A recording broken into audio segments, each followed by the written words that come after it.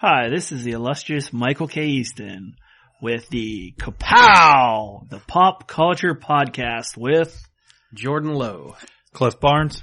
Rounding out this fantastic four of podcast teams, I'm Mr. Seth-tastic.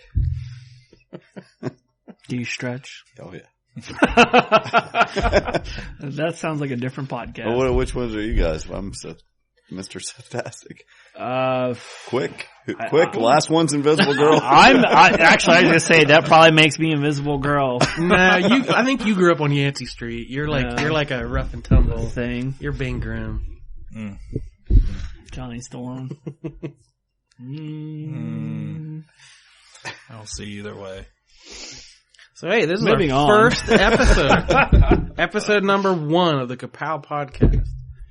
If you're a first-time listener, welcome. Glad to have you. If you're a long-time listener of our previous incarnation, the So Pro podcast, we're the same four yahoos, and it won't be a world of difference. You're not going to be lost. It's a similar format, but we're going to try to shake things up a little bit and do something new. Yeah, it won't be like an episode of Lost where you're halfway through it and you're wondering what the hell's going on. That's the timely pop culture references you're going to get here on Ka-Pow. We will not spoil Breaking Bad. So who's your JR, you think? I don't know, but I feel like it was a dream. I felt like I had a dream last night about 7:30. Or wait a minute, was that a nightmare? Oh, Michael. For my heterosexual life mate, Jordan and I, went and saw Superman versus Batman last night. And For him? You dedicated the viewing to him? Oh yeah, I got down on one knee and said, "This is for you, baby." That's all I can say about it for now. We're not going to spoil it, so don't tune out. Yeah. We realize many of you probably haven't seen it yet, so you're safe to listen to this episode. We're not going to give away anything. The good news, the house was packed, and I'm sure it's going to make tons of money. So next week with episode 2, we will spoil the heck out of it. Yes. We will share our feelings. Episode 2, we're devoting the full hour to Superman, Batman, our opinions, our thoughts, love, hate. You'll find out our thoughts. Michael's going to talk a lot. Michael had opinions on this, let's say. Very opinionated. Extremely opinionated. Moving on. So introduce yourself if people are... If they don't know us by now. Oh. Well, obviously, I guess I go first. I'm the illustrious Michael K. Easton. No one can be more illustrious than me. It says all of that on his birth certificate. Actually, if you look at my birth certificate, you'll find someone else's name. Another story for another time. Born and bred in Marietta, Ohio. Lived here all my life. Got into comics at an early age. And of course, I'm a huge Superman fan from the get-go. And I've been collecting comics since I was in the 4th grade. Lifelong comic fan. And you've been drawing comics for almost as long. Oh, wait a minute. I'm an artist too. Sometimes. I don't think I got enough sleep. I was going to say, you kind of have something else. I do draw comics too. Moving on. I have not had enough sleep for this podcast. Well, I am Jordan Lowe, and I usually write the words for those comics Michael occasionally draws. So I'm a writer. I was born not in Marietta, but on the outskirts. More of a rural area. Are you a cowboy? I'm from Lowell, Ohio. And, grew up here, spent a few years in Columbus during college, and then I moved back here, and, after living in a town with 2 or 3 great comic shops and moving back here where there wasn't anywhere to get good comics, I pursued my life's goal and opened up a comic book store. So I am the owner-operator of Asylum Comics here in Marietta. We've been around for over 10 years now. And now I also do podcasts. So life well spent. You've done it all, man. I'm Seth Offenberger. I've lived here in the inskirts and outskirts of Marietta, and my whole life, fanboy for all these comics since I was a little guy, and I stole some kid's collection when his dad said, "Take those with you when you leave." And big Marvel fan, probably more than DC, if that matters to anybody. And I've loved it my whole life, and I like talking about it. So excited to join these guys. And I'm Cliff Barnes. I too grew up on the outskirts of Marietta. I have many fandoms. I would say starting out probably with Star Wars in the 80s, and I still have a deep love of all things 80s and the cartoons and movies that we grew up with, much like the other three. And I also do a little collecting of the comics, big TV and movie guy. Other than that, day job, I'm actually a travel agent. I specialize in Disney vacations, so thus my great lifelong fandom with Disney, especially. You may be hearing more of that soon. And basically, I think how we got this whole podcasting bug thing going was a little credit to Michael. Can you say that again? Michael has been wanting to do this for some time.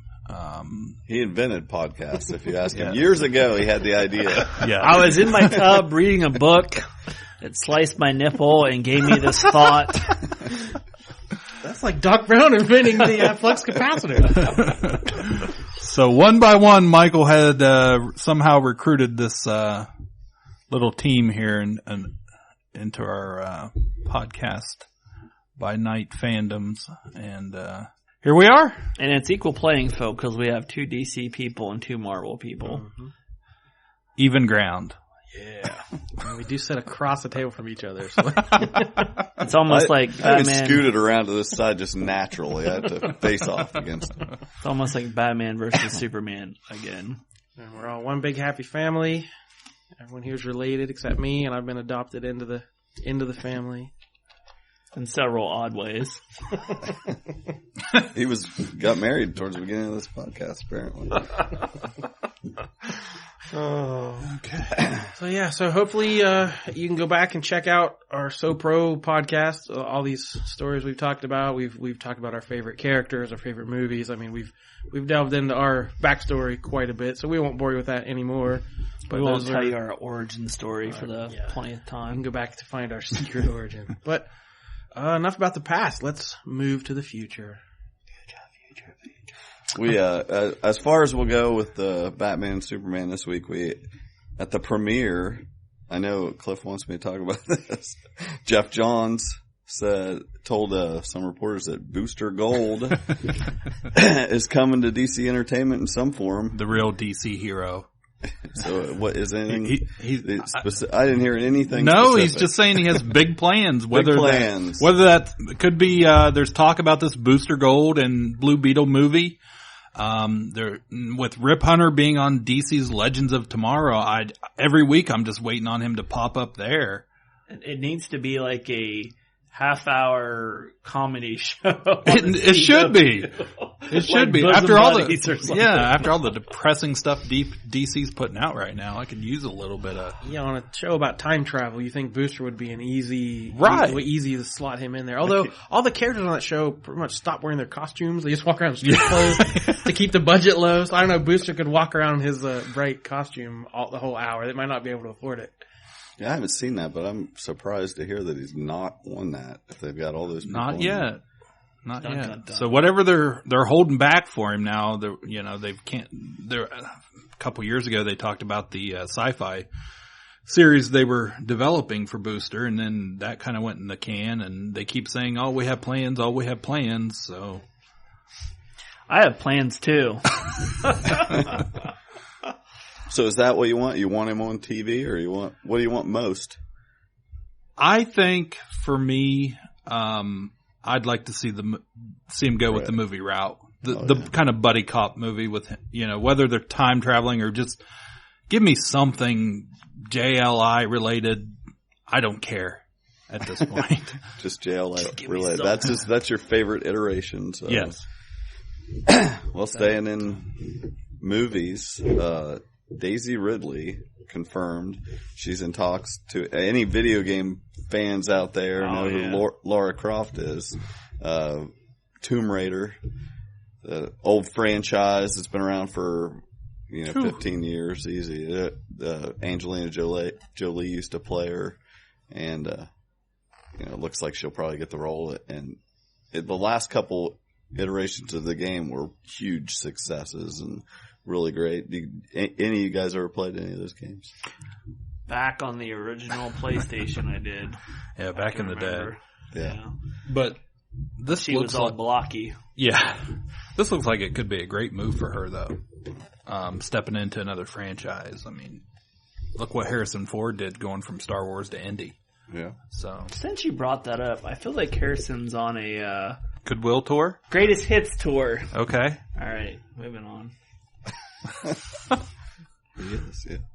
And Lego Batman trailer dropped. There's it's the sequel to the huge success of the Lego movie. So I didn't realize that's the direction they were going with this. It was going to be Lego Batman. I just thought it'd be Lego Movie 2. Yeah.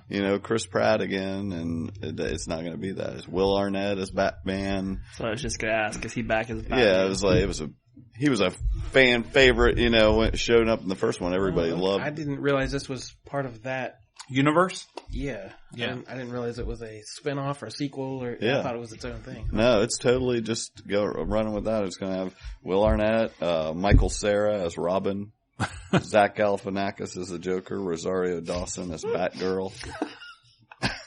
The trailer's hilarious. This might be the Batman hit of the year. I shared it, but I haven't got to watch the trailer yet. But it was good. That Zach is going to be the same. Joker. Yeah, I can only imagine. Yeah, it looked really good. He I think when Alfred leaves him a lobster dinner or something, it did part of the trailer is just him microwaving it. And he hits the wrong time. It's just exactly the same humor as the original movie. So everything will be awesome again. The first Lego movie. I even had the awesome theme How's that song go? Everything is awesome. Yeah, I just wanted to get that stuck in your head. That's all right. I have it on speed dial. Well, that's about all the movie news. If we're not talking about the Batman movie, so Michael's like biting his tongue. He just has so much to say. Give us 10 seconds.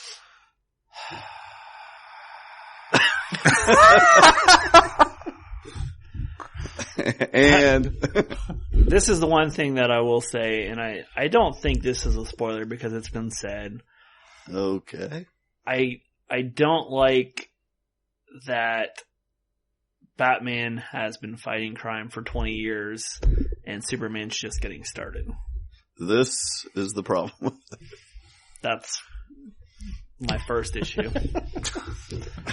Okay. Keeping track. Moving on to TV. Insert Cliff's cool drop now. You have failed this city. Run, Barry, run! Marvel and DC on TV. I am Supergirl. What's your name, darling? Agent. Joveleth! Okay, I've asked this before, I can't remember it. Do any of you guys watch The Walking Dead? Yes, Jordan and I were actually just talking about this. I'm the only one that doesn't watch it now. Cause I think I may have got the impression before nobody cared for it. And it's been hit or miss for me over the years, but I always watched it cause I read the comics and it's neat to see it come on TV. But I guarantee somebody's going to hear about it. This season, actually, I've really enjoyed this last season. This is the best season in a long time. Yeah. And, you're up. Yeah. Caught up. I mean, we're gonna spoil the show. Anybody that hasn't watched the show, we won't, we're not gonna tell you what's gonna happen, I guess. But, Daryl's been missing his bow and all that. And right. We're kind of waiting for that moment in the comics waiting for it to come about back now around. where someone was gonna get shot with an arrow through the eye. It was like, who's it gonna be? Cause they kind of play spin the wheel of who's gonna get it. I was surprised at the moment. I wasn't expecting when that Dr. Denise got it. Yeah, that scene was really tense. If you've read the comics, you know who gets the arrow. Yeah. And there's a scene that almost mirrors the comics, and I was waiting, and it didn't happen. Right. I was like, oh, well, they might be doing something different, so I kind of let my guard down. boom, it happens to Denise. Oh, they got me. Like, Yeah. it was a moment of real shock. So even for people who've read the comics, so it was a well done, surprise moment. Yeah, and it's not as much as I think sometimes they just pick whoever to do it to. It does seem to me like it does drive the story forward as far as she was the doctor. Right. And now, Glenn and Maggie, Maggie's pregnant. It's a reason for them to move on to the hilltop, Right. where, is an obstetrician. Michael, you mispronounced something. You Yeah. can jump on I'm just it. excited You can for jump once. I'm too excited to speak. But yeah, I mean, we probably shouldn't debate how smart it was taking your only doctor out on a run where it's dangerous. Right. But, we'll gloss over that little point. Yeah, why they did. But I do think that's kind of the beauty of, for the people that have read the comics, it's kept interest in the show. Well, they do different things. It's different, but it's similar. Well, yeah, Kirkman was interviewed saying, they're looking forward to this, where it meets up with issue 100 of the comics, and anyone that, if you don't read the comics and have any interest, go read the comics. Yeah, First really, off, by all means. really should. Yeah. You should buy them at Asylum Comics because they're always in stock, and there's a great selection of all of them. yeah, I mean, you need it, because the story is just a little different, but I did like a commercial while we were talking. I don't think anybody noticed. But it's really good. It's just a different, if you're a fan of The Walking Dead, I've heard a lot of people going back and reading the comics, and it's just a different take on the whole thing, and you're getting the original story that it's based on. And that's the funny thing is it's never slowed down, the sales on these books. When the show first premiered, it wasn't as huge as it was, but it was still a big, for a cable show, it broke some records and stuff. And those first few buyers are like, I'm curious what this is. I'll buy the first couple volumes. And then a few seasons go by, and then, there's a couple, several months between seasons 2 and 3, say. People would come in like, I can't wait any longer. I need to get more of this story. And now people are coming in like, well, I've watched the show a bunch of times. I want to see how it's different in the comics. And then you get people coming in like, I can't wait anymore. I got to know what happens next. Like there's just been this. The show's been on 5 years now, something like that. It's never slowed down. yeah, The this enthusiasm. is the end of and season 6, I think. yeah, so it's crazy. I've never seen anything like it in a comic adaptation as far as that sustained interest in the source material. Yeah, they've definitely, I think, drawn up the blueprint from now on how to deal with these shows. Well, they have, anyway, they were building up to this issue 100, meeting up with the finale of season 6, and everybody's been talking about the bad guy Negan showing up, and, Kirkman was saying how actually what they end up doing in this finale, he goes, I don't get goosebumps often, but I got goosebumps. He's like, this is what he's been waiting on, and, saying, and Scott Gimple basically said the same thing. He's the showrunner right now, but that they want to create that feeling you got when you read issue 100. They want the people that read that to get that feeling again. It's going to be unexpected. Like where you wanted to vomit and cry. Yeah. They want that moment. If you don't watch it, don't read the comics, you don't know what it is, but there's a big moment, and they want to let us who think we know what to expect to get something unexpected. So excellent. I'm excited about that. And I got that unexpected feeling when I watched this episode and found out that Daryl Dixon can't drive a stick shift. I know, that was hilarious. It's like, what? That was the most unrealistic thing in the whole show. You expect A country boy? Yeah. He rides around that motorcycle all the time, but he can't figure this out. Looking at that, at Denise, like, how dare you tell me you can drive a stick shift, It's like I know you've read all the comics. Someone asked me today and I couldn't answer.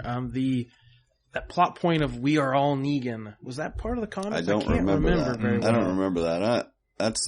You think that's some kind of twist they're doing on the show, or is it just a more thematic I think thing? I think it was just a fact of trying to throw people off that have not read the comics, but there's so many casting things out there. Everybody should know that this is coming, that there's a guy. But it amazes me the amount of people that still are out there,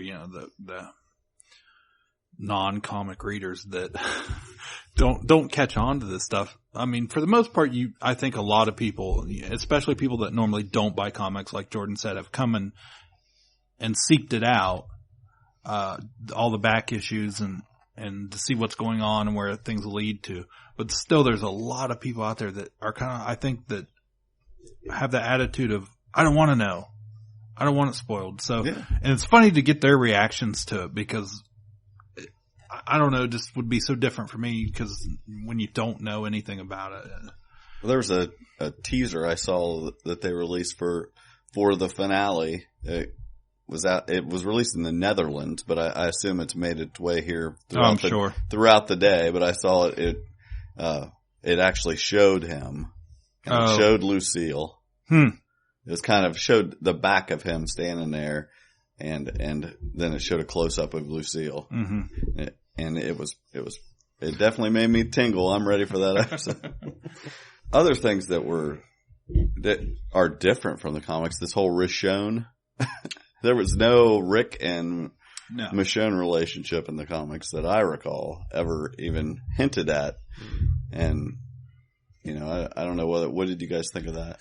It's definitely different. It's a different take. I mean, everybody so far on the show, everybody dies that Rick dates. Right. If you just watch the show, it's kind of like it's an offspring almost from Michonne and Carl's relationship and how it's developed. I kind of feel like. Now I saw that there's going to be like an origin story for Negan in previews, like Image Plus. Yes, they're putting out like a catalog now every month. And how do you get people to buy a catalog with all your items in it? You put in original content from The Walking Dead. Exactly. There's like 4 pages every month or something like that. You get the origin story.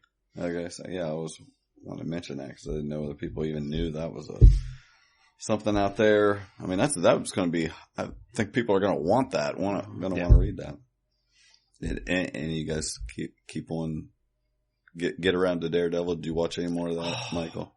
I could go on and on about how good Daredevil is. How far are you? Like, I'm towards the end. It's so good that I don't want to binge watch it just for the fact of I want to enjoy it every day, just a little bit by little. And today's probably, I think I watched maybe 1.5 or 2 episodes, and I was like, because it's just so good letting it sink in. I think that I don't have any complaints with that show at all.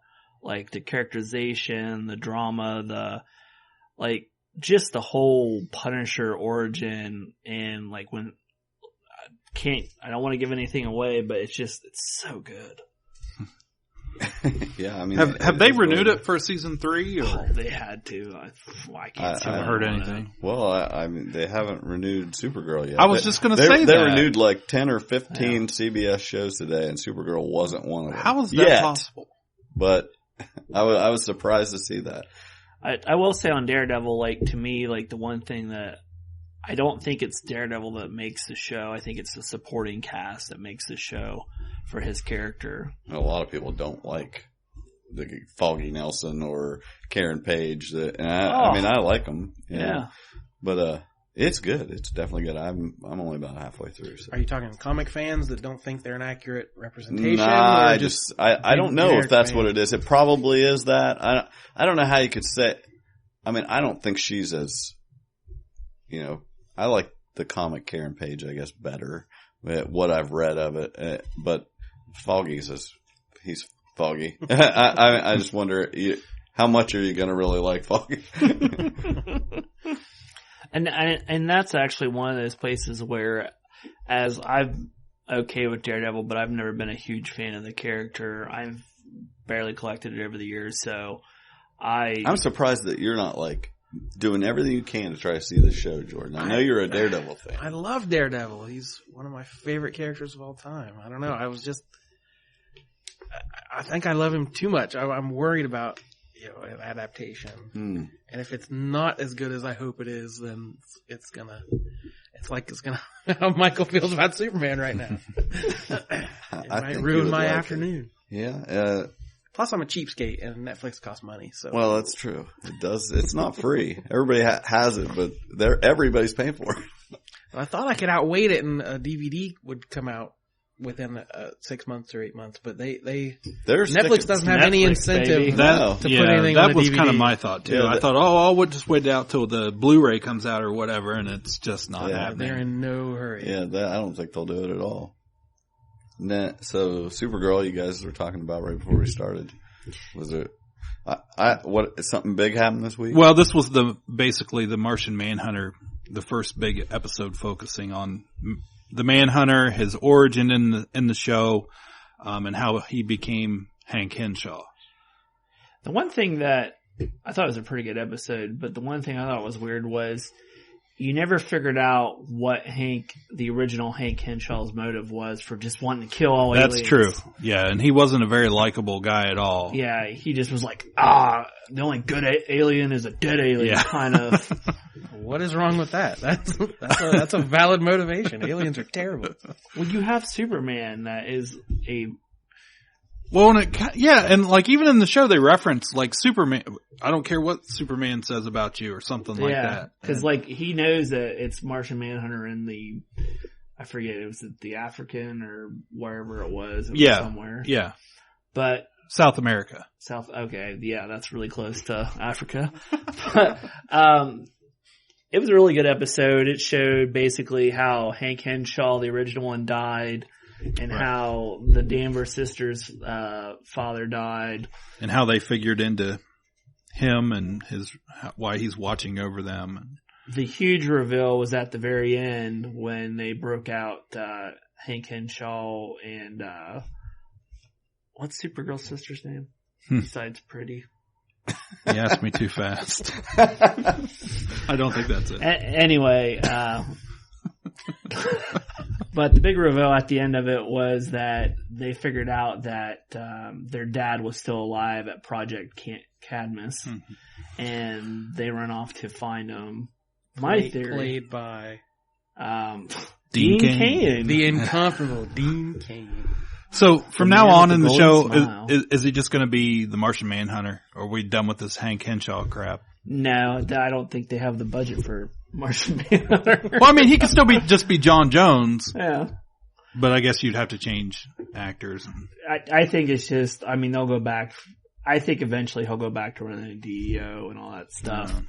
What I think is going to happen is they're going to find Mr. Danvers at Project Cadmus, and it's going to be Cyborg Superman all over again. That would be an interesting take.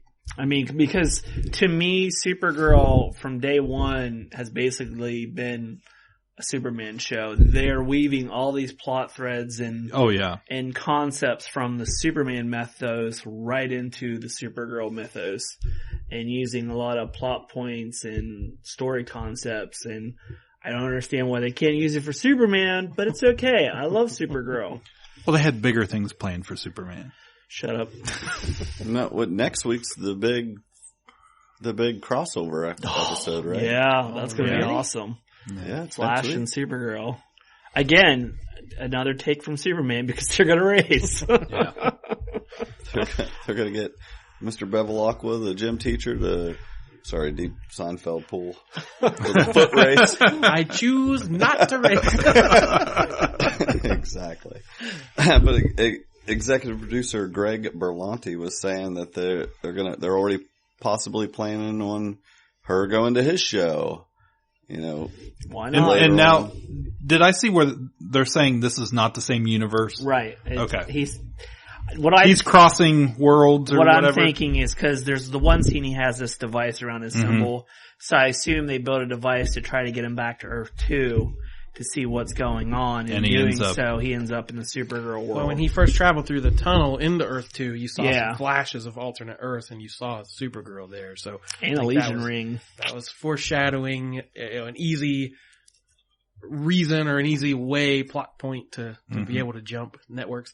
So this is so Barry Allen, is that correct? Yeah. So she just she will, I assume there's a Barry Allen in her world somewhere. Well, that's what we're wondering, if maybe with the Flash world, his Earth, is there a Kara Danvers out there?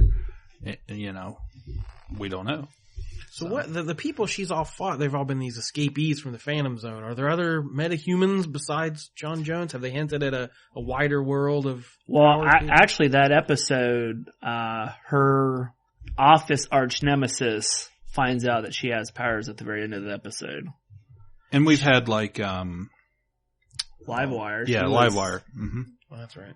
Yeah.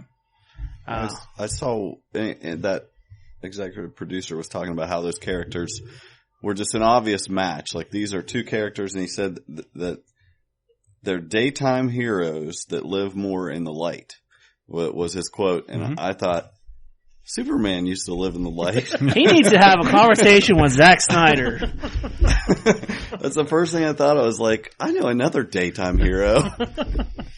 But it's night all the time now.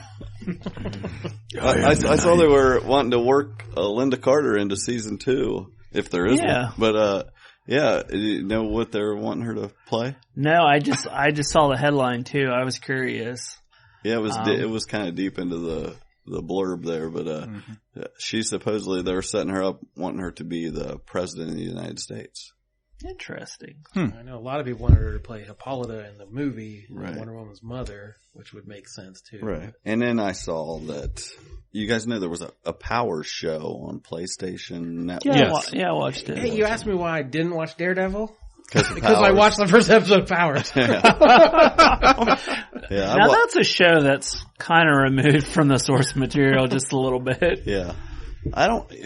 I can't remember what the first season was supposed to have really been about, because I only watched like 2 episodes of it for obvious reasons.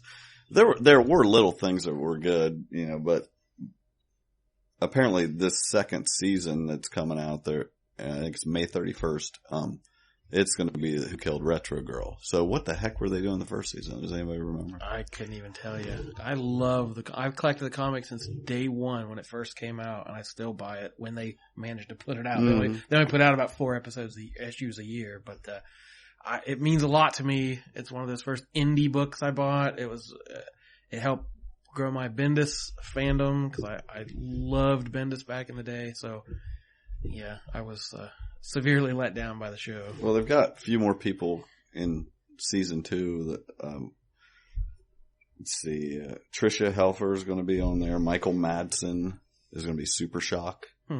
And Will Wheaton is going to be on there too. So he weaseled his way on there. See, the one had Eddie Izzard, which I love him. Mm-hmm. But anyway, we've got PlayStation Network, so I may try it out, see what. I don't know if I'm trying to remember if I watched the whole season 1 or not, because I think I watched a good 5 or 6 episodes, I think. So I can't remember, but it was okay. One last thing about Flash. Is everybody caught up on Flash? Did you watch? I'm as caught up as I'm going to be. Has there been a new one lately? Yeah, there was one Tuesday. Oh, okay. So I'm not caught up on the newest one. Okay. Go ahead. Well, basically, the ending, Barry discovers who Zoom is himself, and finally figures out and has this great Wrath of Khan moment where he races off and has this big Khan, you know. Which I have a question with you guys. I don't know if we brought this up previously. Do you think that's the Jay Garrick of Earth 2, or what's your... Because here's my theory on all that, is I think the guy in the Iron Mask is Jay Garrick. I don't know which Earth he's from. Yeah. I think that the Zoom is probably Hunter Zolomon from Earth 1, or from Earth 3, which would be a crime syndicate Earth. I kind of thought Earth 3 myself. Listen to these DC guys. Us Marvel guys are rolling our eyes like, how silly are all these different Earths? Exactly. Yeah, I was fighting guys in the hallways. They don't jump from Earth to Earth. Well, because they reveal that Jay Garrick, when Zoom took off his mask, he looked like Jay Garrick. So, and they're talking about the Speed Force and how it all plays. I kind of hope he is from Earth 3 and we get a crime syndicate. Cause how great would that be? To do almost a crossover Flash Arrow episode that way and bring all our heroes in from Legends of Tomorrow and Arrow and to fight the crime syndicate. That'd be pretty sweet. So I'm all for that. So how much of this season is left? How much room is there to do all this? Well, this would obviously not be this season. We're almost done, and he's just now discovered that he hasn't even found a way to get back to Zoom to fight him yet. So we're still on that path. Okay. I didn't follow any of that. You guys need to get caught up. I don't have 40 years to go back and start reading DC. Like Marvel doesn't have alternate Earths. There's like 26 different Thor books out there right now. Anyone heard of Ultimates? Yes, that's the other one. Okay, I dug for Star Wars news just so we could listen to this. Star Wars! Nothing but Star Wars! Harrison Ford was on Ellen, and so I watch Ellen religiously. I'm sure you do. Now, he was on there and said to any Han Solo hopefuls out there going to play the young Han Solo, he says, don't do it. Right. She was saying, you know, if he had any tips for the new one, he said, it's not new. It's worse than that. It's young.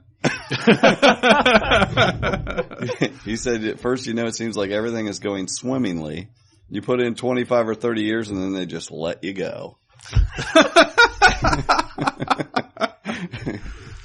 I can never get a read on him. Yeah. Whether he hates us all, he's a different, or whether he's just messing with us. I can never read when he does interviews or talk shows or Comic-Con appearances. Is he genuine? Yeah, or, you know, sometimes you think he's so, you know, he's so up there in age, he has no reason to not be genuine.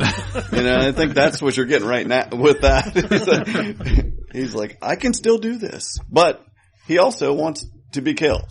You know, which is, but there's still like 5 potential people up for that role. But it seems like the leader of the pack right now is that Taron Egerton, which is that the one? Kingsman. I think it's from Kingsman. Oh. Well, I remember you talking about that guy that had those YouTube videos. Yeah, he's not like seriously being considered. Yeah. Did you look that guy? Yeah, up? I did. Ridiculous. He did sound like him, and he did look like him. Yeah, it's that's worth watching, but I don't know that he has any acting talent. In slight Star Wars news, Mark Hamill, a fan, pointed out to him that Arkham wasn't his name. Okay, then that happened. Mark Hamill. Yeah, like the end of his name and the beginning of the other. It was name, on Twitter, wasn't it? Like spelled out Arkham or. So there's that. Yeah. I thought you said Mark Camel. Mark Kimmelto. I also think my pal Corey, who he does the podcast Spider Crimes, they do Corey Spanner. Corey Spanner. They talk about it's a couple of OU students, and they talk about old comics and silly things that have happened. Now, and the old comics to them or old comics to us? Like they're going back through like a strange journey in the mystery or something like that. Oh, they're going way weird, back. like mad scientists that turned an army invisible and like a lot of odd stuff. But I think their Twitter account got Mark Hamill to tweet back at them. Because they wrote a funny satire about how Mark Hamill was bummed he wasn't nominated for Best Supporting Actor for his role in The Force Awakens. It's like that steely gaze I had for 10 seconds was and Mark Hamill, I think he either retweeted the thing or tweeted back to one of them. I was like, that's nice work. He is actually, I don't know if you follow Mark Hamill or not, but he's very active on Twitter. But all the time I'm reading stuff where he interacts with fans and jokingly, and he'll put up pictures of stuff. Of Harrison Ford. Pretty much. Anybody have anything about comics? What are comics? Tom Breakport was saying that Jessica Jones comic is in the work, whether that means a new Alias or the Pulse or whatever it's going to be. Yeah. That's I'm surprised it's going to be supposedly Bendis, and it's basically a done deal. I'm surprised that hasn't happened already, actually. Well, I think they would kind of busy. Better planning to get ahead of that. Maybe they just weren't really sure how the show was going to go. They didn't know it was going to be as big a hit as it was before he sets aside some time to actually write that. And I will say, Superman versus Batman made me want to read more comics, but not for the obvious reason. watch less movies and read more comics. Yeah. But along those lines of recently, I mean, this isn't new comics, but I picked up, before Watchmen, the Darwyn Cooke's run of the Minutemen here at Asylum Comics. Still available. A bargain price. And granted, I didn't see any of the other ones, but I'm a huge fan of his artwork and his style, and I think the man should go on to be, up there with all the other legends. It was a really entertaining story, and I think it fit very well in the mythos, and I enjoyed the heck out of it. I thought it was really well done. Yeah, I think the Minutemen was the best of those before Watchmen series, because there was the most, Watchmen dealt so little with those characters. There was more to explore with their early days. And you've seen the Darwyn Cooke's designing those cartoon characters, like the Hanna-Barbera series they're doing with Johnny Quest and all those. Yeah. So he's not drawing it, obviously. I'm sure he couldn't keep a monthly schedule, but it'll be the feel of his kind of art. Nice. Which, yes, Johnny Quest, and There's like hipster Scooby-Doo, isn't there? that's a separate book. Okay. Yeah, Scooby Apocalypse, that one's called. It's the Future Quest book. It's gonna have Johnny Quest, Space Ghost, all the Hanna-Barbera greats. Yeah, it looks fun, and I think if Darwyn Cooke's in charge of it, it should have a good retro feel to it. Put me down for a copy. Okay, sold. We haven't had any Johnny Quest for a while now. It used to be a staple on TV even. It's called Venture Brothers. Scooby-Doo Apocalypse. Yeah. Along with that, it'll be the Scooby Apocalypse. Which I wonder, cause there's a piece of artwork that was floating around for a long time that had the gang, in apocalyptic times. And I'm just wondering if that's because it got a lot of heat behind it. So I'm wondering if that's what made them go that direction. Give somebody an idea. Yeah. I saw this DC Rebirth starts May 25th. What is all this? It's not a reboot. Okay. It's a rebirth. It's apparently not. When I first heard the rumors, they're rebooting, they're restarting everything with a number 1. I rolled my eyes. I was like, all right, yeah, okay, DC, great. But everything I've read about it, everything I've heard about it, Geoff Johns did an interview. He said all the right things that I want to hear, talking about going back to some of these more classic characters. That's what I took from it. With better, he doesn't want to erase continuity, but it's more like refocusing? Yes, the classic continuity we're all familiar with, and getting back to some of these core characters. Is Superman going to find his underwear? I wouldn't go that far. I wouldn't place bets. But yeah, they're going to do these Rebirth one-shots. So every character, they're going to end all the series that are going on at issue 52. Big shock. All the ones that have been going since the new 52, we're going to hit issue 52. I feel like this has been going on since you opened. No. Well, because the countdown to 52 and the, when I opened, it was in the middle of Final Crisis. Okay. So it was 2005. Final Crisis had just started. So then it was 52 countdown. Yeah, it was 52, 52, 52. Pick up 52. But yeah, all the books are going back to $2.99 cover price. Yeah, and all starting over with a new number 1, except for Action and Detective, which are going to be renumbered back to their original numbering. See, I like that. Mm-hmm. Yeah. I'm all for the original numbering. What's it? Now, are they going to include these numberings before as part of that, or is it just going to go it'll be wherever they left off plus 52. Okay. Yeah, that's good. Okay. Neat. The only last thing I had was this kind of breaking news just a few hours ago.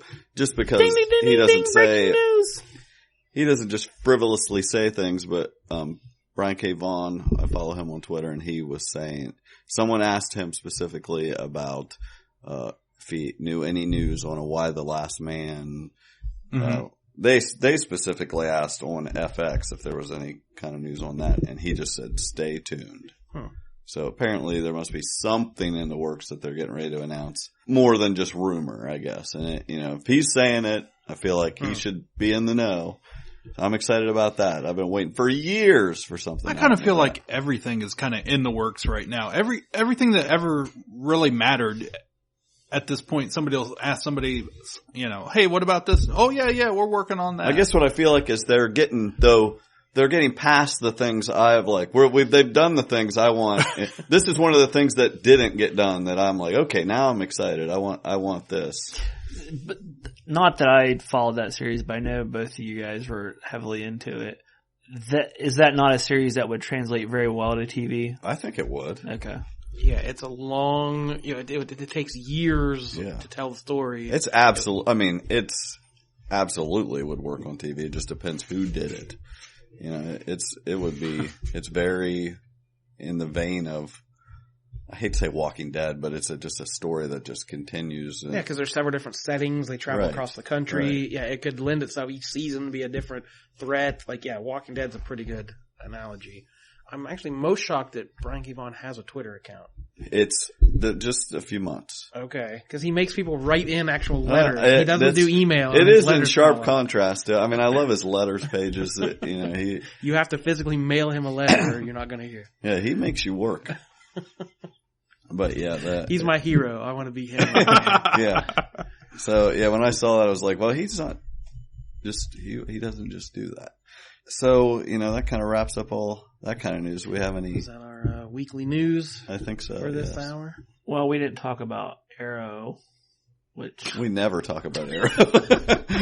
Go ahead. Actually, did you watch it? Yeah, I thought it was pretty good. I did enjoy it. Now Felicity is fixed.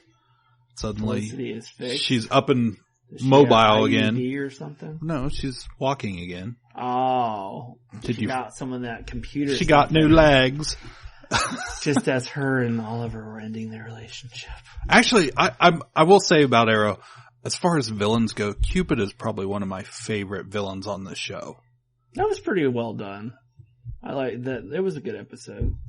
I like the contrast between her and Oliver. And that doesn't ring a bell with me. Is there Cupid? Is that a comic character? Yeah. She female villain who also an archer.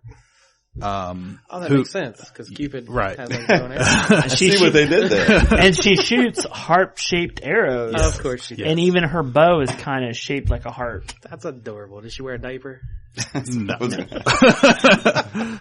But with her character in the beginning, she was madly in love with Green Arrow. She was in love with Arrow, and then he supposedly died, and then she was in love with Deadshot, although we can't call him Deadshot. So they killed him because they were all together in Task Force X, not Suicide Squad. And so now she's mad at love and she's like kidnapping people that are truly in love and killing them. She's murdering, famous couples. Yeah. Is what it is. So they have to look out, Kim and Kanye. Yeah. God, we can only hope. Yeah, so Oliver. That would be an easy target. Yeah. Yeah, so they have to kind of Oliver and that Felicity took me a second to get have to fake their wedding since they've called it off because they were going to be her next target. So they kind of set her up. And hilarity ensues. Yes. Oh, and Detective Lance ruins his career to Saint Damien Dark. Yes, who is now going by some other name. He's from Marcolbia or yeah. something. I don't even know if that's a fictitious Isn't country. that where... Yeah, it's a DC... Isn't that where Terra and Geoforce... Yeah, Geoforce was... They were from. They were royalty there, so... Yeah, get your DC references, Michael. I know the characters. So as we wind down here, how about you hit us with a deep thought there, Jordan? And now, deep thoughts. You want a deep thought? Dig deep. Youngling. Yeah, I was reading an article on the AV Club, which is the pop culture site, sister to The Onion. And they did a parenting guide. It was written by some of the people there. They write about pop culture, but they had some of the parents on staff write, talking about how superheroes are huge. You can't escape any of the superhero stuff going on.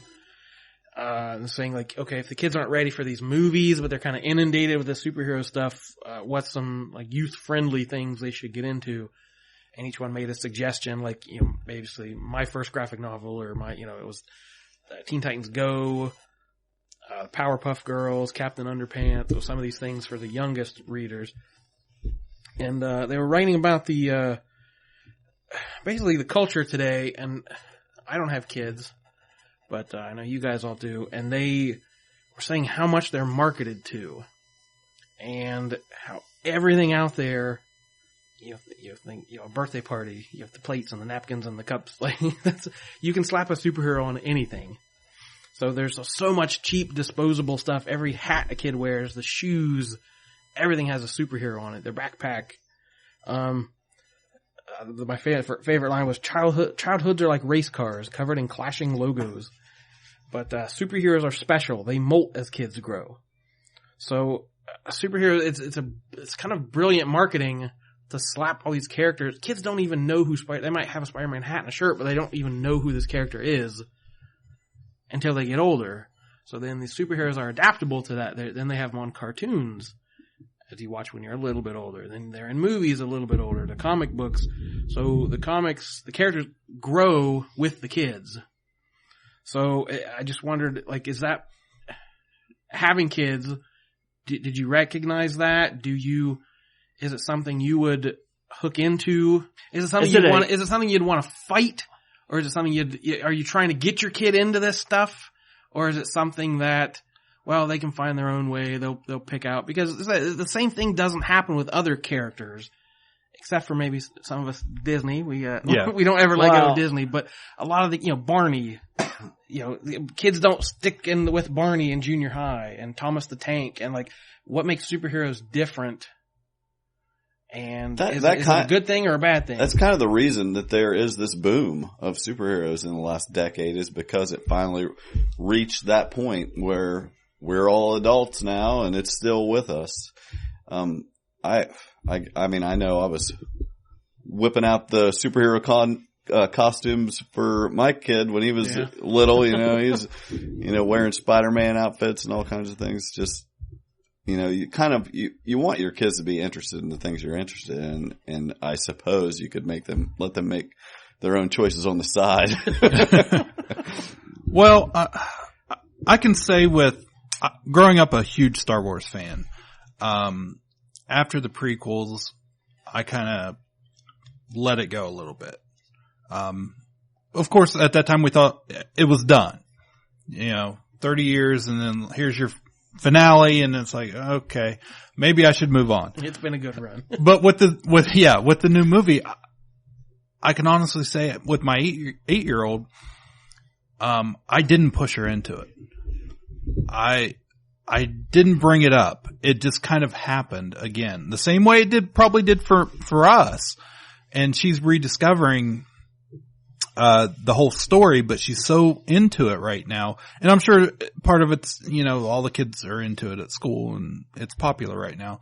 But I can see the fandom developing a little bit with her where I don't have to push her into it. I don't have to bring it up to her. She just kind of does it on her own. Kind of organically. So with that, I haven't really had to push her into it. I don't feel like she was pushed into it. I feel like she did find it on her own. Because it's weird. I thought before, like, my parents never pushed their pop culture on me. Mm-hmm. They weren't like, you need to watch some of these Howdy Doody reruns. They let their stuff go and became adults. They grew up. We never did. Yeah, we never did. So like when our generation has kids, we're like, oh, check it out, Ninja Turtles. Like we're pushing the same stuff we love on them. And I don't know if there's going to be some kind of rebellion where they're like, you like it too much, so I got to rebel and not like it. I don't know. Well, from my experience, I think kids are always going to find their own path. You can wish all you want for them to like the things that you like, but 9 times out of 10, they're going to make their own choices. Right. I was a lifelong and am a lifelong comic book fan, and I read and collected comics, as my boys grew up, and they're all 3 years apart. And through those years, there was different times, like, My youngest Jordan got into Runaways for a little while. And I even tried to do like comic books that would appear to their interests. Like with Jordan was huge into Halo, so I would get him some Halo books. And with my middle son Jared, he loves the X-Men movies. Loves anything to do with X-Men as far as the movie goes, but that's where it stops. He's not interested in seeing anything outside of that. And then with Jeremy, the oldest one, he was always into The Walking Dead and reading those kind of comics, but that was where it stopped. So I think no matter how much you market it to, it comes to a point where the kid is, if they're going to like it, it's not going to be because you like it. Because I have a few customers I know who have, you can tell they're kind of pushing it, like, I'm going to buy every one of these for this kid. And they sort of, they're trying too hard. Mm-hmm. Well, and you just wonder if that's going to ever, pay off. Well, you see me walk in here with my son and he goes over there and sits down. He does not care at all about looking at comics. I've been like, you want to get a comic? Pick something out. And occasionally he'll be like, oh, he'll get this or that. But most of the time he's just like, whatever, he loves all the movies and all that, but I think too, well, with our kids, maybe it's part of their age too. They're in that kind of funny age, teenager. There was a year or two maybe I was too cool for it. Right. I think that's part of it too. So they may come back to it. With my son, a little story, when Jordan first opened Asylum, in downtown Marietta, his first location, we were walking by one day and my son was he was about 5 years old. He was in kindergarten at that time. And honestly, he had no interest at all in reading. He could have cared less. But he did like cartoons and the superheroes on TV. Of course, he was 5 years old. So we went in one day, I think, just to check it out. I think we rented some movies. But when you walk in, there was that giant wall of comics, big, colorful, everything he loved. So I used that. I don't want to say I pushed him into it, but I used that to get him excited about reading. That's kind of how he learned to read, as we would go and we would buy comics and kind of go over them, and he kind of grew with that. And he'll still sit down and read a comic book, but now he's 15, it's 10 years later, he doesn't, it's not the coolest thing. He'd rather watch the movie right now than sit down and watch or go out and buy a comic. That 15 to 18 year old, there's a thing called girls that come right. get out of comics. Even I went through that stage. Well, that's the other thing I wanted to ask about. Like, before this was all accepted and in every movie theater and on every TV channel, is that what helped grow our defensiveness and shyness and a ashamed feeling? Because superheroes are kid stuff, and if you didn't outgrow them at some point, is that why we stayed in the closet and didn't wear our Wolverine t-shirts to school? Right. Was there some sort of because I think everyone growing up before now, if you're of our generation or older, there was some stigma attached. Mm-hmm. And, because that's how 90% of the world saw comics. That's kids stuff. So surely this added to the chip on our shoulders. Well, I think that's why you see a bunch of 35 and 40-year-old guys walking around now in their Wolverine t-shirts. And yet, they didn't get a chance. And yet the high school kids are all walking around in it too, and they get away with it, where we wouldn't have. That does crack me up, because I remember when Jordan was at his original location talking about how there's football jocks coming in and buying X-Men comics. Yeah. And it's all acceptable.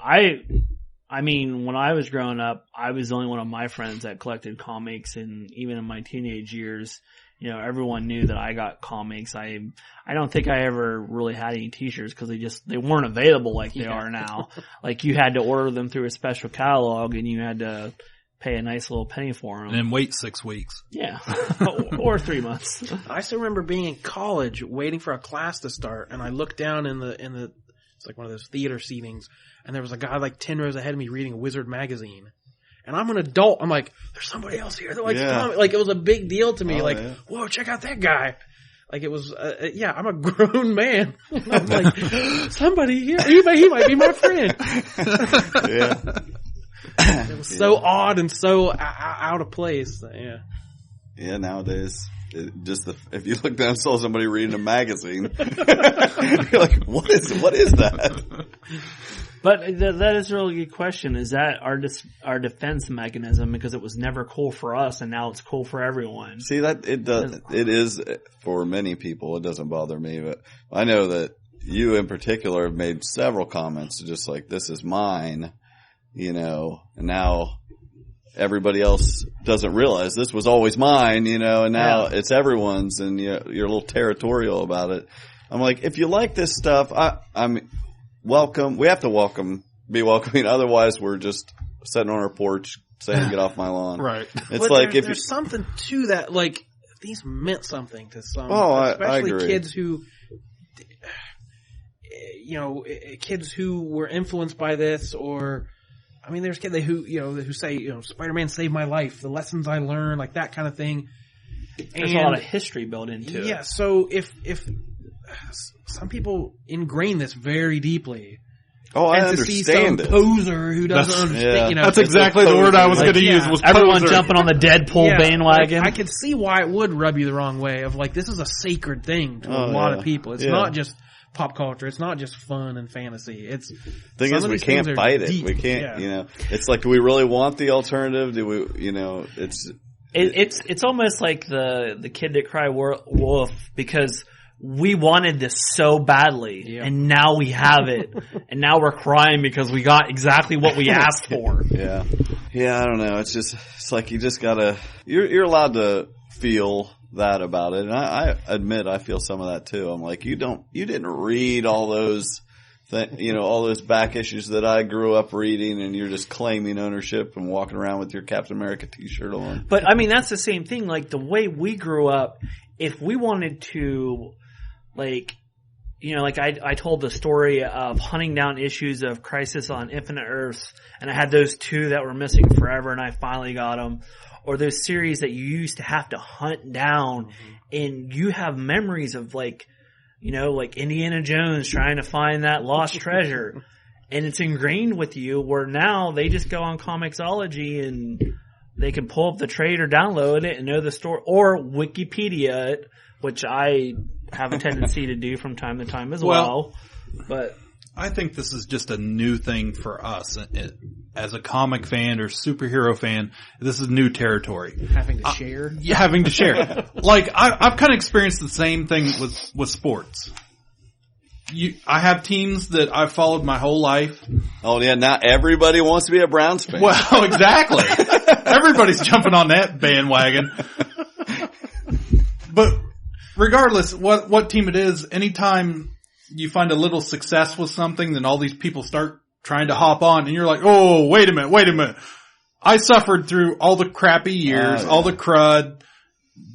You're not going to ruin, this is mine. You're not going to ruin it for me. So I think it's just new to us in this world. Well, Patton Oswalt had a great article. I can't remember the website it was. We'll link to it here below the show notes. Yeah, we'll allow you to read it. But talking about growing up in the 70s and what it took to be a nerd. It took effort. It took desire. Like, you had to work for it. And that's what, it honed your ability, and it made it more ingrained and deeper of an experience, because you couldn't just walk to any corner store and find the novel you wanted, by Tolkien, or, it's whatever you were a fan of, D&D, or even music or movies. Like, you had to go find this obscure foreign film, or whatever your nerddom was, and how that worked. So yeah, I don't think that gives anyone more nerd cred or whatever you'd call it, but it's a huge difference in our generations, and I think this new fandom's just starting. We don't know where it's going to end. We don't know how it's going to impact these kids as they've grown up in this culture. So it's going to be a big difference. I'm not sure what the outcome is, but I'm interested to hope I live long enough to see it, because I'm very curious. I feel like it's almost like the Boys in the Hood movie, where it's like, this is our turf, and or let's go Electric Boogaloo, and you can't break dance like this or whatever. I do hope all our future problems are settled by breakdancing. Are you show enough? But yeah, will it be like the 40s where they say, 87% of kids read comics? Like every kid read comics back then. Yeah. Now it's like 87% of kids watch superhero movies, I'm sure. So it's as ubiquitous as it was in the heyday height of comics. Yeah, that's all these same characters. And then it all collapsed. It all changed. The 50s completely wiped out the industry. So I don't know what's next, but I'm very curious to see it. Do you think comics are still like the bastard child? To some extent. I think so. They still don't have the credibility that they should by now. I think it's gaining. Very slowly though. Well, people are living longer. I think as some generations die off, I think it'll gain more and more like it is now, where as we get older, as these kids get older with it, it's just going to become more ingrained in the pop culture. Yeah, but is it just, are they really appreciating the source material like they should? It seems like they're grabbing the characters and making movies and television out of them, but smooshing continuity. Right, but are they paying homage to the source material and really, or does it even matter? It's just these characters now amalgams of movie, TV, video game, comic. They exist in a different dimension than they did. Oh yeah, we don't own them anymore. They're out there. I'm waiting for Amazon to start publishing fan fiction on comic books. But I mean, it's not the same way that people that read books like I never read a book. We've established that every book I bring up, you stare at me. People that read books, we don't even know what to call them. But I mean, where there's a movie based on a book. Is that the same way they feel that the source material is so far from the original material? Yeah, I think you get the same reaction. If I ever meet someone who we'll have to, if you meet one, we'll send them our way. We'll have him as a special guest. The sad part of that is the last two books I read was through audible.com, so I listened to them because I was too busy to read. For example, that Stephen King show they're doing, that 11/22/63. I read that book. I love that book. It's one of his better ones. And, when I watch the show, there's good parts and bad parts, and I think, people need to read the book. Of course, always the source material is the best version, whatever part you were exposed to first is what you're going to like the most. And I, so yes, I'm sure. And when they do something with the Dark Tower, we'll all be territorial about that. Well, that's what happened when they did Harry Potter. Yeah. That's what happened with it. Yeah. So see, Cliff read a book. I didn't say I read it. I just said that's what happened. And actually, I am reading a book right now, but it's more of a serious book about purgatory, so I'll stop with that so I don't make this a Debbie Downer. He picked that because he didn't want there to be any chance he was going to make a movie out of it. Yeah, they did. It's called Lost. It was a TV show. Full circle, baby. All right, let's wrap it up. So, Michael, where can people find you on the web if they want to get in contact with the show or us? Or That's a really good question. Thank you all for once again joining us on this old new podcast.